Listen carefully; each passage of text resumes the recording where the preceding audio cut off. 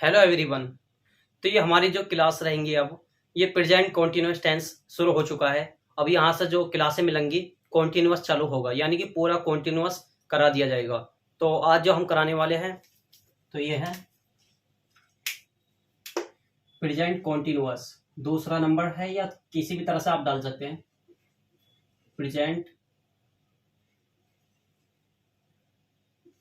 Continuous. ठीक, इसकी हम पहचान देखेंगे, पहचान क्या होती है और बनाने के नियम। तो देखो, ऐसे वाक्य, पहले कुछ वाक्य सुनो आप। जैसा मैं स्कूल को जा रहा हूं, तुम स्कूल को जा रहे हो, वह तुम्हें पीट रहा है, वह अपनी पढ़ाई कर रहा है। यानी कि इन वाक्यों के अंत में रहा है, रही है, रहे हैं, या इस तरह के शब्द आते हैं। यानी कि लास्ट में जो होता है ना, है शब्द आता है या हो आ जाए, सही है। इस तरह से है पर शब्द होते हैं, है पर, यानी कि काम हो रहा होता है, इसमें काम रहा है, काम काम रहा है, मतलब हो रहा होता है, इसमें काम हो रहा है, हो रहा है, ये रहा है। था मत कर देना, था कर दे तो ये पास्ट कॉन्टिन्यूअस में पहुंच जाएगा, इसलिए। तो इन वाक्यों के अंत में जो आता है, रहा है, रही है, रहे है, रहा रहा है, तो इस तरह से कई सारे शब्द आते हैं। तो ये शब्द जो होते हैं लास्ट में रखे होते हैं किसी वाक्य के अंत में, तो उन्हीं को प्रेजेंट कॉन्टिन्यूअस टेंस कहते हैं या वाक्य कहते हैं। यानी कि किस है, जिसके अंत में रहा है, रही है, रहे शब्द आए। तो देख लेंगे कैसा आता है। इन वाक्यों के अंत में,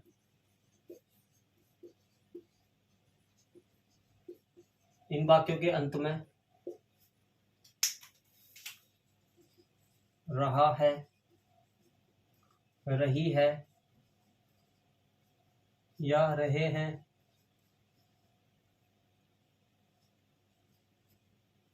या फिर रहे हो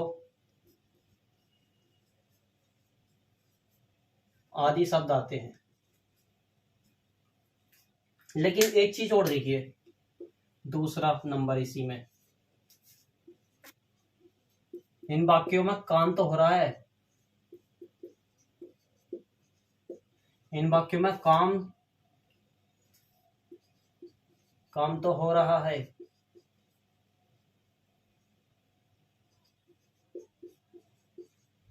लेकिन काम होने का समय नहीं दिया होता।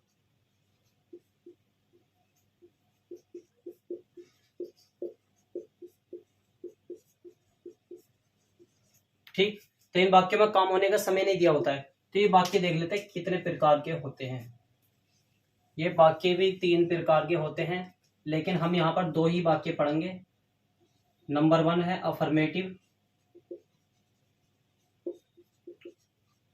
नंबर 2 है निगेटिव।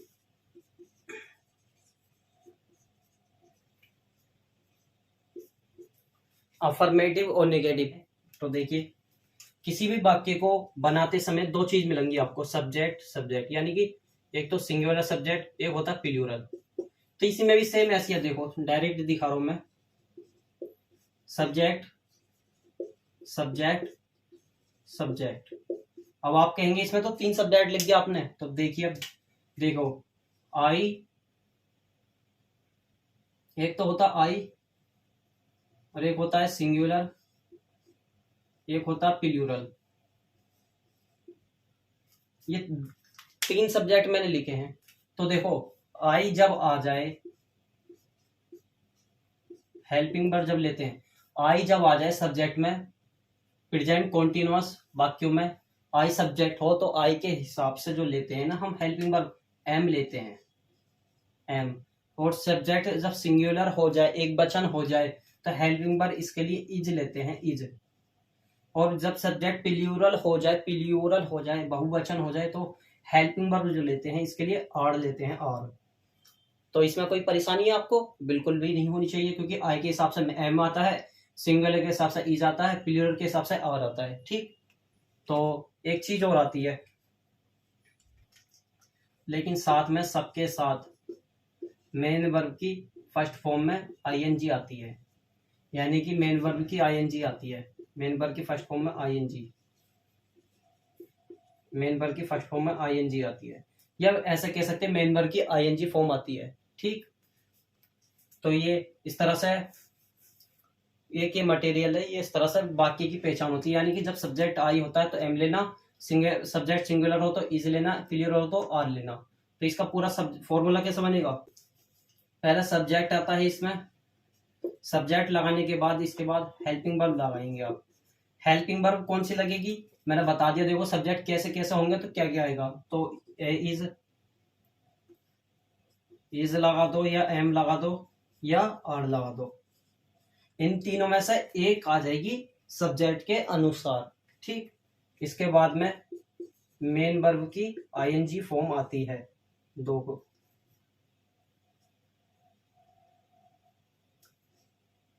इसके बाद मेन वर्ब की आईएनजी फॉर्म आती है, आईएनजी फॉर्म आती है, लास्ट में ऑब्जेक्ट आता है प्लस ऑब्जेक्ट। ठीक, ये हमारा फॉर्मूला तैयार है। जब आप वाक्य बनाएंगे तो आप फॉर्मूला आपके खुद ब खुद याद हो जाएगा। तो दूसरा देखिए, जब सब्जेक्ट नेगेटिव वाक्य, देखो सब्जेक्ट कैसा होना चाहिए, सब्जेक्ट कैसा होना चाहिए, इसके लिए सब्जेक्ट कैसा होना चाहिए, तो देखो सब्जेक्ट जब आई होगा या सिंगुलर होगा या प्लूरल होगा, तो इसके लिए हेल्पिंग वर्ब जो लगेगी, हेल्पिंग वर्ब जो लगेगी, पहली बात तो हेल्पिंग वर्ब लगाने से पहले तो इसके साथ हेल्पिंग वर्ब जो लगेगी आई के हिसाब से एम ही लगेगी। यहाँ पर भी ऐसा थोड़ी कि यहाँ पर एम लगी है तो यहाँ पर कुछ चेंज हो जाएगी, नहीं होगी, इज आएगी यहाँ पर, इसके साथ आर आएगी।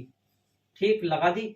लेकिन निगेटिव वाक्य है ना, ये निगेटिव वाक्य होने के कारण इसके साथ मेन वर्ब यानी कि हेल्पिंग वर्ब के बाद में नोट लग जाएगा, नोट और लगेगा, इसमें भी नोट और लग जाएगा, यानी कि helping verb is am are लगाने के बाद नोट आ जाता है सब में, और बाद में मेन वर्ब की यानी कि मेन वर्ब की आईएनजी फॉर्म आती है, मेन वर्ब की आईएनजी प्लस मेन वर्ब की आईएनजी फॉर्म या फिर मेन वर्ब की आईएनजी फॉर्म। ठीक, तो इसका फॉर्मूला पूरा देख लेंगे कैसे होता है। ये सब्जेक्ट आएगा शुरू में, बाद में हेल्पिंग वर्ब आएगी, हेल्पिंग वर्ब मैंने बता दी कौन कौन सी आएगी, इज आएगा या फिर एम आएगा या फिर आर आएगा, इनमें से तीनों में से एक आ जाएगा, बाद में आ जाएगा note, note plus main verb की first form plus object, main verb की ING form plus object, last में फुल स्टॉप। ये इस तरह से बाकी का एक फॉर्मूला तैयार है।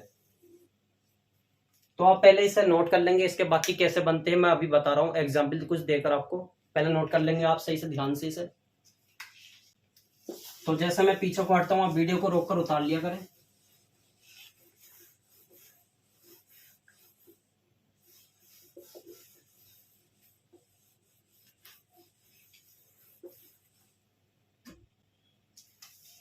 तो एग्जाम्पल पहला देखिए, मैं अपना पाठ याद कर रहा हूं। ठीक, दूसरा एग्जाम्पल देखिए, वह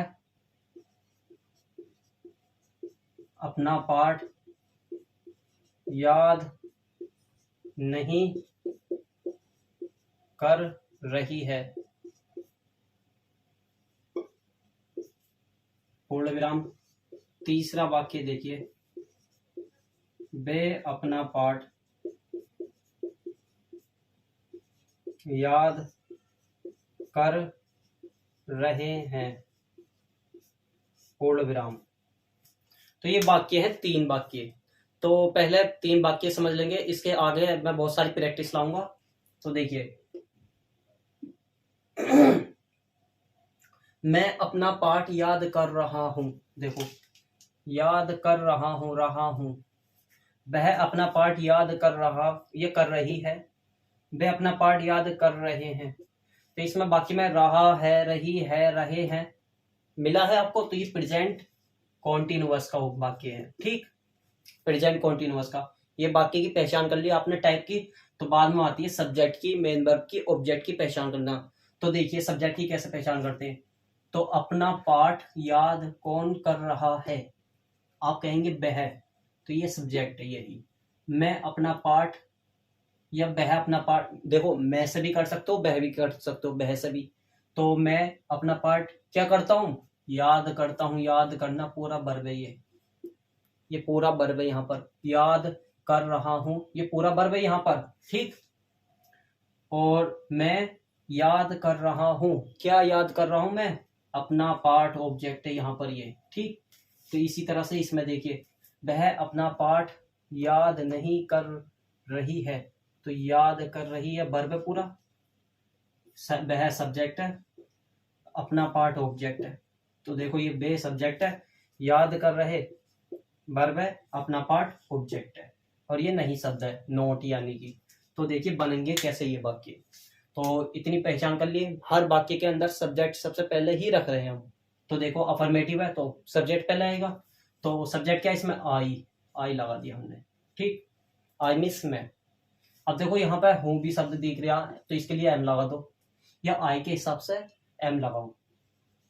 आई एम यानी कि मैं क्या कर रहा हूं, याद करना वर्ब है ना यहाँ पे याद। तो learn, LEARN, learn main verb की फर्स्ट फॉर्म है, और इसमें ING लगा दी हमने, तो ये ING फॉर्म हो गई, यानी कि लर्निंग। आई एम लर्निंग, मैं याद कर रहा हूँ। क्या याद कर रहा हूं मैं, अपना पाठ। तो अपना है यहाँ पर, तो अपने की सब्जेक्ट के अनुसार ही इंग्लिश बनाना है यहाँ पर।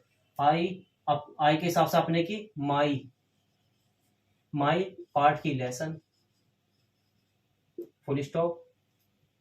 तो दूसरा वाक्य देखिए, वह अपना पाठ याद नहीं कर रही है, तो सब्जेक्ट सी है यहाँ पर, और कर रही है, तो देखो सब्जेक्ट कैसा सिंगुलर है, तो इज लगा दिया इसके लिए।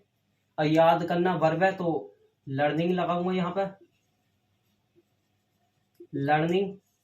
ING फॉर्म आएगी, देखो ING फॉर्म बताई थी मैंने यहाँ पे, इसमें भी ING। लर्निंग, तो किसका पार्ट, अपना पार्ट। लड़की के हिसाब से अपने की क्या आएगी, हर लेसन, फुल स्टॉप। और लेकिन यहाँ पर नहीं शब्द था, तो इसलिए यहाँ पर नोट लगा देंगे, नोट लगाना भूल गया मैं। तो ये जो है ना, ये हर यहाँ पर पजेसिव एडजेक्टिव है। अब याद करना ये नाम, क्योंकि यार ये नाउन है, नाउन से पहले पजेसिव एडजेक्टिव आता है। मैंने प्रोनाउन की क्लास में पढ़ा दिया। प्रोनाउन कौन सी, बेस ऑफ टेंस में भी पढ़ाया है, और पार्ट्स ऑफ स्पीच में भी पढ़ाया। अब वहां से जाके ये क्लासें ले सकते हैं। तो बे अपना पाठ याद कर रहे हैं, तो बे कैसा सब्जेक्ट है, यानी दे प्लूरल सब्जेक्ट है, इसके हिसाब से आर आती है। और देखो रहा है, रही है, इनमें से है, तो याद करना लर्न है,